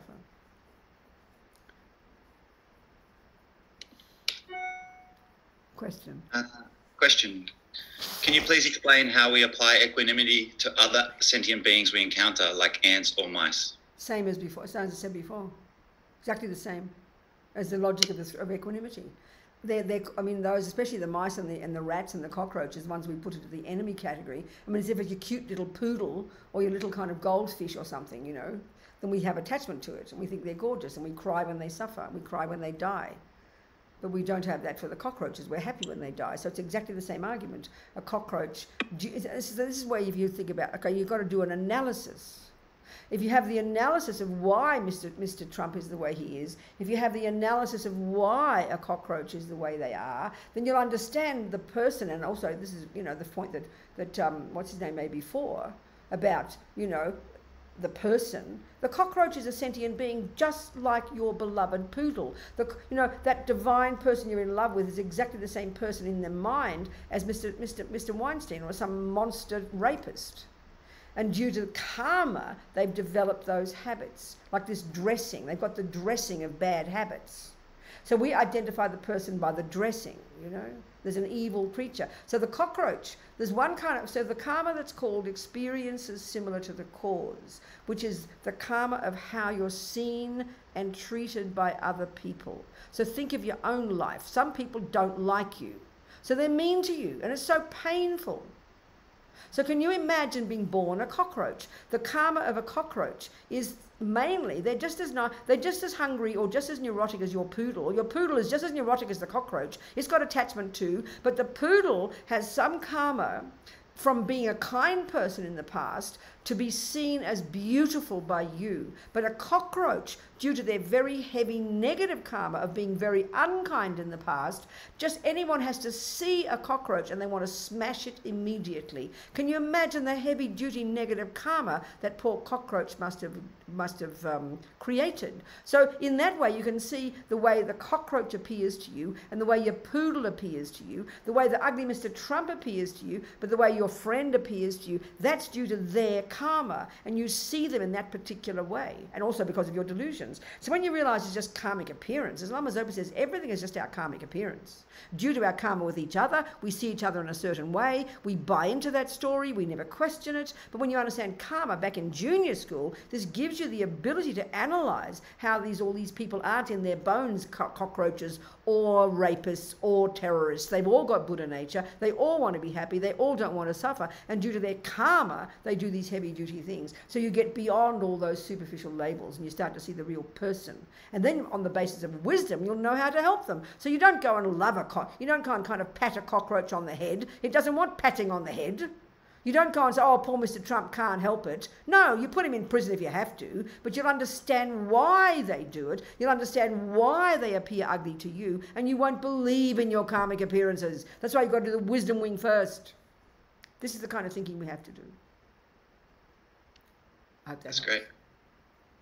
Okay. How do we work with attachment if we are sick of suffering? Do we just try and appreciate the first mouthful and not expect more? I mean, that's similar to the last person's question when I tried to give the description of what attachment is. It's not an easy job. It's an incredibly hard job. That's why we've got to work really slowly on ourselves, and that's why the very first level of practice, you can't even begin to work on the attachment because it's so intensive. Just like it's, you know, think a good example, if you're an alcoholic, which just means you've got strong attachment for a certain object called alcohol. We're all got some kind of addiction, but we don't call it addiction in our culture. But it's all addiction. It's just a question of degree and a question of the object. So we can see with extreme examples of attachment to alcohol, let's say, you know, so the obvious thing is it would be absurd to ask a person who is totally addicted to alcohol to continue to drink alcohol at the same time as trying to give up attachment to it. No, what a joke. So as your question implied, that's why the first level of practice,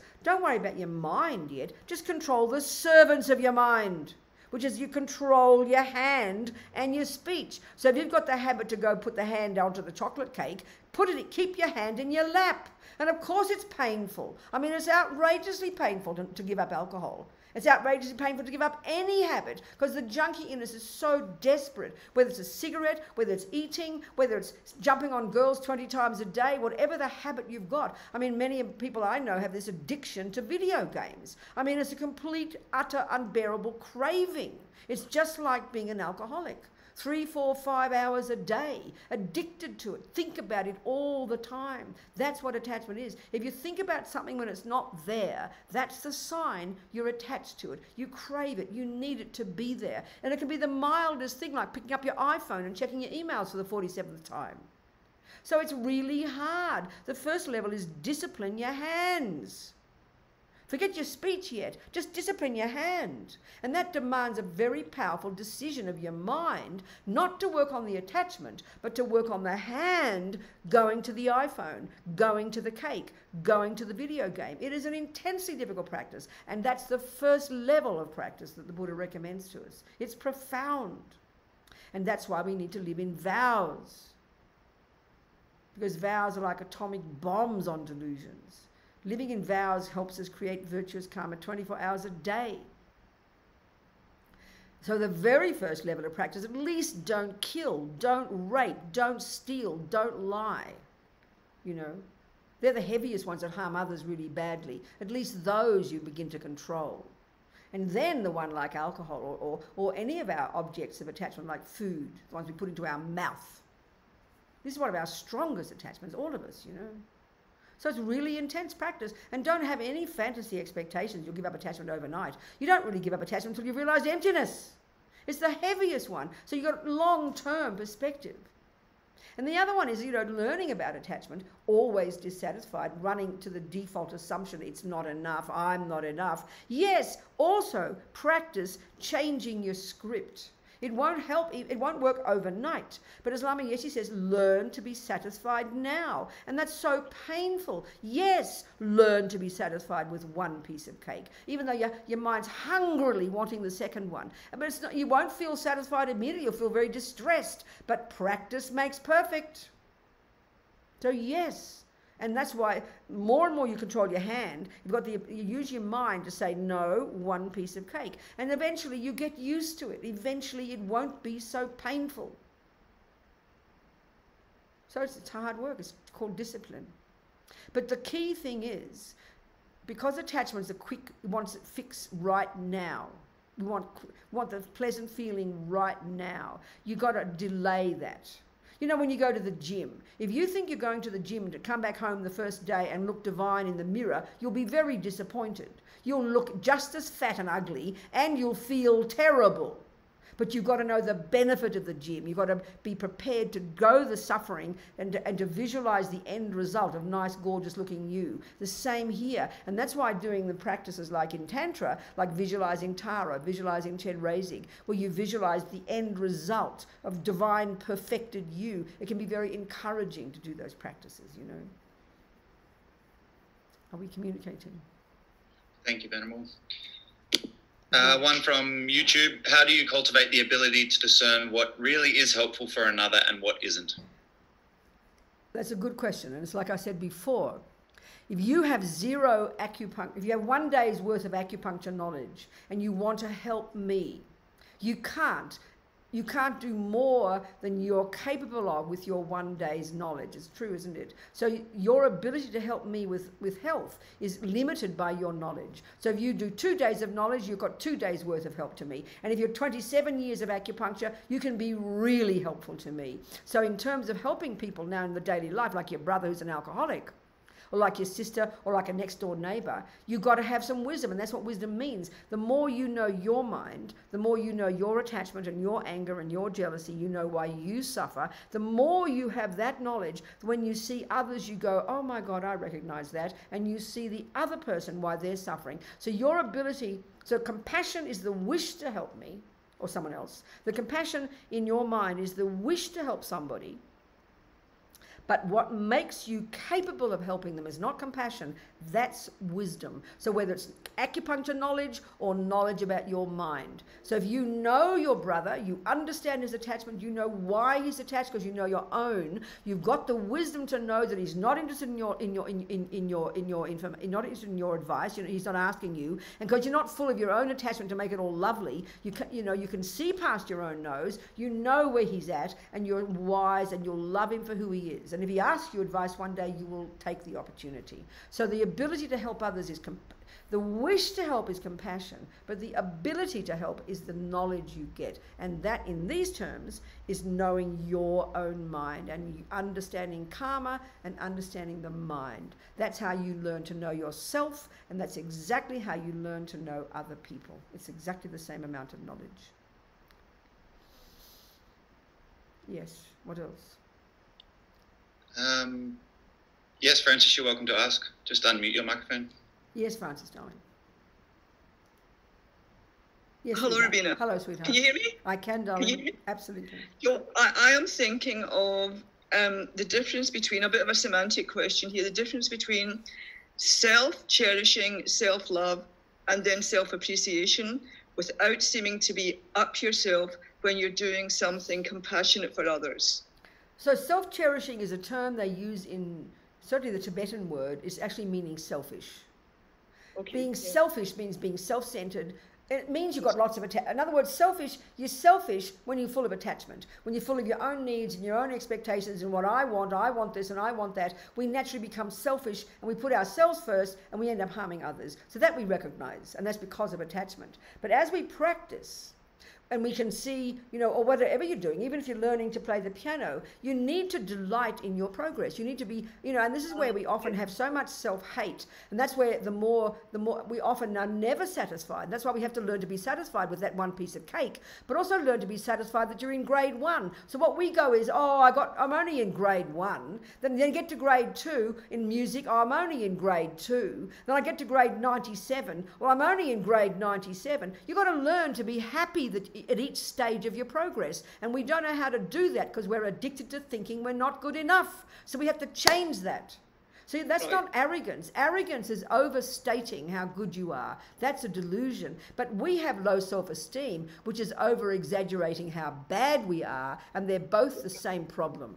So we've got to be realistic. And if you have made progress and you are in grade 1, you delight in your progress, and that gives you the courage. By being satisfied with being in grade 1 doesn't mean you don't care to go to grade 2, but you delight in your progress. You delight each step of the way, and it's a really important practice. The Lamas call it rejoicing, but we just never do it.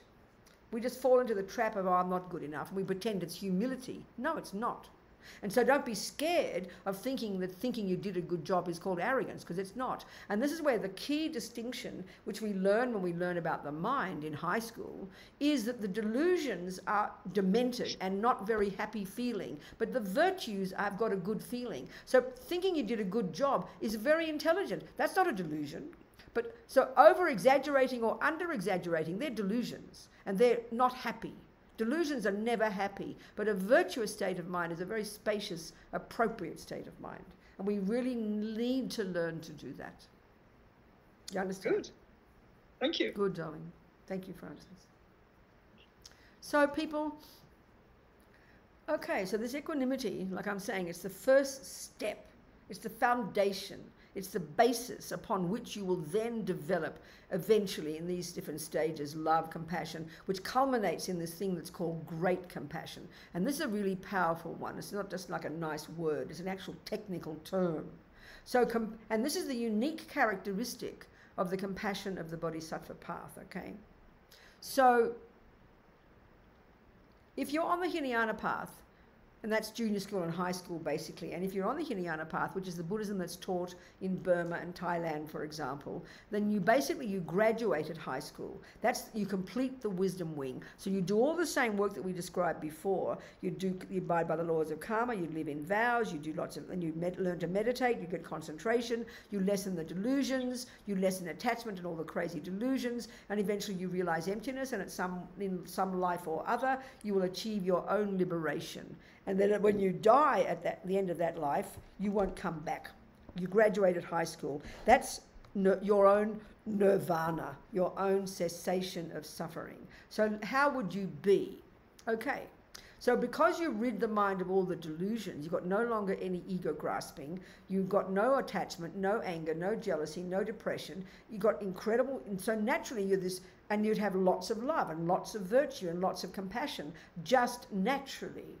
Because the more you give up delusions, the more your virtues will just naturally flourish, because they're your true nature, conventionally. So you'd be an astonishing person. You'd have incredible compassion for others. You'd have incredible love. But what's the difference between that love and compassion and the compassion of the Bodhisattva? The difference is this.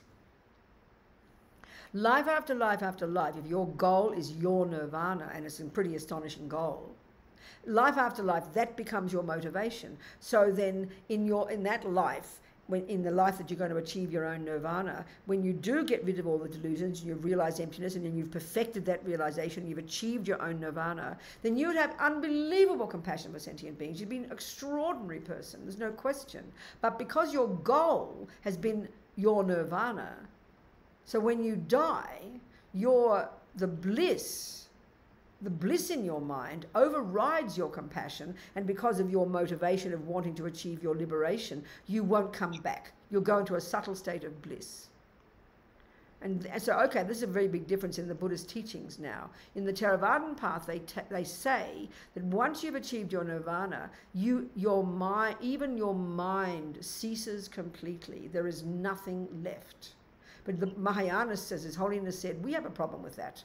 Because the Mahayana view says your mind continues. So the Mahayana interpretation of you've achieved your own nirvana, based upon your bliss overriding your compassion, you go into a subtle state of bliss and you stay there a long time. And then Buddha comes along and taps you on the shoulder and says, okay, honey, now you come out of this bliss now and hop on back onto the Mahayana path and become a Buddha and benefit sentient beings. But the point I'm making here is this. The difference between that compassion and the compassion of the Bodhisattva is this. That you're on the Bodhisattva path that's saying your goal is Buddhahood. Your goal is Buddhahood. So at some point you might even achieve the same liberation. You might even achieve your own liberation. You've cut the root of the delusions. You won't need to come back. But because your motivation has been Buddhahood, which is based on compassion, and you have got this other compassion that's called great compassion, which is this very powerful sense of responsibility. It's not, so compassion is, oh my God, look at that suffering. But great compassion is, what can I do to take it away? That it's my job. And so as Lama Zopa says, you then develop this special attitude that says, it's even if I do it on my own, I will never give up becoming a Buddha because I can then benefit sentient beings. So great compassion is not just look at that suffering, it's what can I do? So when you're on the Bodhisattva path, driven by this incredible compassion, when you die and you don't need to come back, your compassion, your great compassion overrides your bliss, and you will happily take rebirth, but out of choice now, because you want to become a Buddha so you can benefit all sentient beings. So that's the distinct characteristic of the compassion of the Bodhisattva path. Great compassion, Maha Karuna, and then this outrageous special attitude, It's a huge, huge difference. And then you work for life after life after life after life, bopping around, in life after life, benefiting sentient beings and literally growing your Buddhahood. Life after life, you're accumulating masses of virtue and wisdom until eventually you become a Buddha. And also the radical difference is when you're on the Bodhisattva path, and once you enter the first of the 10 stages of the Bodhisattva practice, which is when you've realized emptiness and you're an Arya Bodhisattva. Even at that stage, of the first of the 10 stages before you become a Buddha, already you have the power, because of the intensity of your compassion and your wisdom, you have the power to manifest your mind in at least 100 different forms simultaneously to benefit sentient being, and that multiplies by 100 every single level. And by the time you're a Buddha, you are capable effortlessly of manifesting your mind in countless numbers of bodies throughout all the realms of existence, effortlessly, driven by this extraordinary compassion and this great wisdom to be of benefit to others. So the compassion of the Bodhisattva is unbelievable, unbelievable. In ordinary words, in ordinary terms, it doesn't seem like possible. It's so outrageous. So extraordinary. What else? Any other questions before we finish? 10-2. Yes, Venerable, we have a question relating to attachment. Yes, good. What if playing video games, etc., each day brings you joy and doesn't harm anyone else, and you're aware of your attachment to it? Is it still an addiction we should lessen? It's a really good point, and that can be the same with anything we do at all. And this is where first initially it seems a bit depressing to us. The more we understand the Buddhist analysis of why we suffer, and this is where, this is where we have to understand the different levels of suffering. I'm going to get to, this is all as a way of answering your question, okay? Give you a bit of context here. There are 3 levels of suffering in the Four Noble Truths. The first of these is the suffering of suffering. And that's the one that we all know is fairly evident. That's when basically the suffering of suffering is when the bad things happen, okay? When the bad things happen. Now, then the next level of suffering for the Buddha is actually this is the point, getting to your point now, this is where what we actually call that happiness. Buddha calls it the suffering of change. And I just indicated with the cake before that actually we, not having the cake and having an empty stomach, that's the suffering of suffering. We want to stop that. So we get the cake. So now we call that is happiness. So basically the first level of suffering is when attachment doesn't get what it wants. And this is, okay, now, so before I say that, if we go to the second noble truth where Buddha talks about the causes of suffering. So in the causes of suffering, there are two main causes, he says, and they're both inside ourself. The first one is the past karmic action we did, that's driven by a delusion, and which is the second one. So the first cause of our suffering is the past action, and the second cause of suffering is the delusion that impelled it. So karma and delusions, these are the two causes of all our suffering. So if we look at this, the gross level of suffering, when you're not getting the cake and you're starving, that's the gross kind of suffering called the suffering of suffering. Due to stealing in the past, you can't get any food, and now you're suffering. And that's driven by your attachment in the past. So now that the second kind of suffering is a more subtle one, as I already indicated, because we think getting the cake is called happiness. That's the whole point. That's the entire point. So what we have to understand here is the more subtle delusion here is understanding the attachment. So in the second kind of suffering, what we think is happiness is Buddha's subtler level of suffering. Because, and I just indicated, it's called the suffering of change, because what appears to be delicious happiness, and the point is it is happiness that is triggered. It is a delicious feeling that's triggered on the basis of getting the cake or watching the video game or having the boyfriend, especially at the beginning. But so we can see it's so delicious, it's so exciting the first time, but because we're not satisfied, which is the disease of attachment, then we have to keep doing it, and we have to keep eating the cake. Okay, with video games, you can't eat for 5 hours, unless you're really weird, but video games we can do for 10 hours sometimes. People who are addicted to sex might have 27 boys on one day. I remember one boy, and this is the interesting point about attachment. There's one boy who went to Sex Anonymous or whatever they're called. He's talked about his attachment. As he's having sex with one girl, he's already thinking about the next girl. Well, that's exactly the same with a video game. As you're doing this moment, you're wanting the next one. As you're having this cake, this moment of the mouthful of cake, you're already anticipating the next mouthful. That's the drama of attachment. So in the end, the Buddha says, when we start to look at attachment and see the pain it causes us, which means we think about it all the time, we're always feeling distressed, while you're doing your work, all you're thinking about is the video games. You can't wait to get to your video games. I mean, forget your video games. I love looking on my iPad. So as I'm doing my boring work, I'm thinking, as I'm doing my morning practice, and I'm very disciplined. I get up early, but believe me, I'm anticipating my breakfast automatically.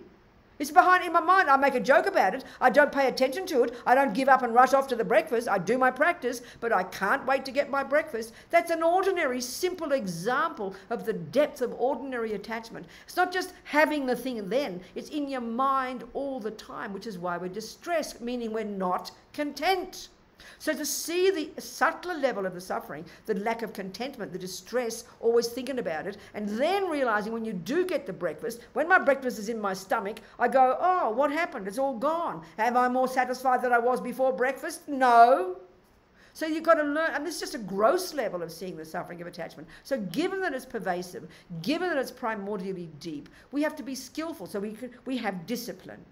Don't do 5 hours a day, maybe do 1 hour, and then learn while you know that 1 hour, when you do the 1 hour, you're still going to be distressed. You do 5 hours, you're still distressed. No matter what you do, you'll be distressed. But if you know you want to do your other work, you do your 1 hour, and then when you do it, and this is using the Bodhisattva path now, before you shove the cake in, before you shove in the boy, before you shove in the video game, you are conscious and aware. You know that you're not a yogi up in the mountains who can give up sex, drugs and rock and roll and do nothing. You've still got to have attachment objects, so you do it wisely. You think about renunciation, you recognize it causes you suffering, you think about how it doesn't have any inherent nature, and you think, I'm going to do this so I can make me happy for 5 minutes or 10 minutes or 1 hour, so I can be healthy, so I can benefit sentient beings. You make your motivation pure, which we must talk about tomorrow. You make your motivation pure, and then you won't be so grasping at the cake, and you won't be so grasping at the new boyfriend, and you won't be so grasping at the video game,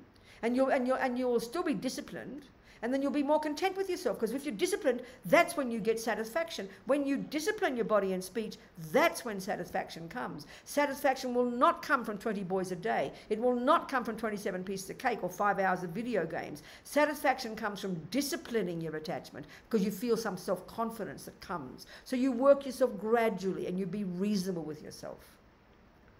Applying bodhicitta, applying emptiness, until eventually you won't care about video games. You won't care about food. You'll end up being like Geshe Lama Kontrog, one of our amazing lamas, who was able to live in the mountains in 6 foot of snow, in a hole in the wall, living in bliss, because he had no clothes, no food, no sleep, no possessions, and he lived in Vajrayana's pure land, as Lama Zopa said, and he was able to get incredible realizations over a period of many years in meditation. That's what we're capable of. And he was in bliss the whole time. Why? Because he tasted the bliss of his own mind by giving up attachment, sex, drugs, rock and roll, and everything else.